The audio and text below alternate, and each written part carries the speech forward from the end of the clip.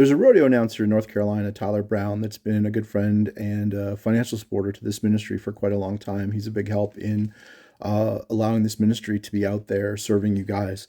And he shared something this week that I thought was worth us talking about, something that we had got to talk about ourselves as well. And that has to do with joy and sorrow. His grandfather had passed away several months back. And prior to that, about a year ago, when he was in a wheelchair, would sit in the front porch of their house and would eat watermelon, spitting the seeds into the flower bed beside him.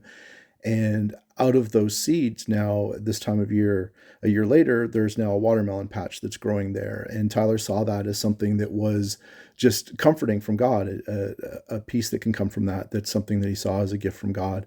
I'm Scott Hilgendorff with Cowboys of the Cross, and this is the short go. What I talked to Tyler about beyond that was absolutely that there's no question that that can't be something that God is giving us, but it also then can be a source of joy. Joy is something that grows inside of us. It's a characteristic that comes about as a fruit of the Spirit. So those are things that grow inside of us when we have a saving faith in Jesus. Those are things that just start to naturally develop.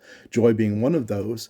And I used to think that joy and sorrow were in conflict with each other, that sorrow was something that would keep you from feeling joy. And it was something that I later realized just in losing my own father, that there are times when sorrow and joy actually do coexist, because joy is something that doesn't go away. It's something that's always present in us. It comes through our saving faith in Jesus, our knowledge of a perfect eternity that's waiting for us, our knowledge of what Jesus did for us on that cross. Those are things that can be absolute sources of joy for us. And those are things that we can always rely on, even in times of sorrow. Things like anger can certainly, hinder us from feeling joy. And joy, as it grows in us, starts to push away those kinds of sinful emotions. But there's nothing sinful about sorrow, because we look in the shortest Bible verse in the Bible is John 11, 15, 35. John 11, 35 is just simply this: Jesus wept, and he was crying over the death of Lazarus, who would then be resurrected. But what we see in Jesus crying was him having empathy with us as humans, where he was fully man and fully God. He was experiencing what we experience. So recognizing that sorrow does in fact exist for all of us, and Jesus himself felt it. And that's not the only time that we know of Jesus crying. And in Psalms, David often talks about both extremes of joy and sorrow. In single verses, he'll describe rejoicing and then describe feeling sorrow, and vice versa. But Romans 12, we're going to focus on verse 15, but I'm going to start with 9 just so we can hear some of these. These are things that we exhibit when we know our faith is real. These are things that we start to show. Let love be genuine. Abhor what is evil. Hold fast to what is good. Love one another with brotherly affection. Outdo one another in showing honor. Do not be slothful in zeal, but fervent in spirit. Serve the Lord.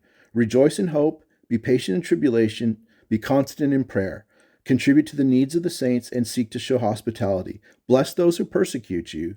Bless and do not curse them. Rejoice with those who rejoice. Weep with those who weep. So again, rejoice with those who rejoice. Weep with those who weep. So we're seeing both joy and sorrow coexisting. And so I want that to be just something that we think about for a minute, and just recognize that we're going to go through losses. We're going to go through defeats. We're going to experience genuine sadness. And that is part of living in this world, this broken world where sin exists, where loved ones pass away. And Jesus shows us in just that simple verse of Jesus wept. He shows us that he is going to experience that as well alongside of us while he was here on this earth at that time, and recognizes that that is a legitimate thing that we're able to feel and experience. So there's nothing wrong with being sad. There's nothing weak about sadness.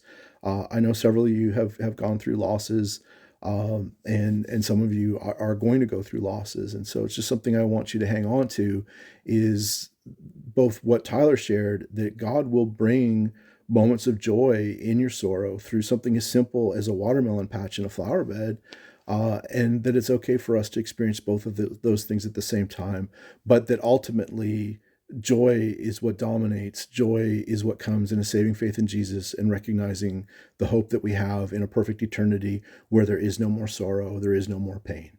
Scott Hilgendorff, Cowboys of the Cross, cowboysofthecross.com. We have new content every other Thursday on there for you guys to check out. Please use that website as a resource to help teach you more. And we are available to you through that site and through our social media if there's any way that we can help you. If you're going through loss, if you're going through sorrow, we will gladly walk through that with you. If we can pray for you, however we can serve you guys, just reach out. We'll talk to you again.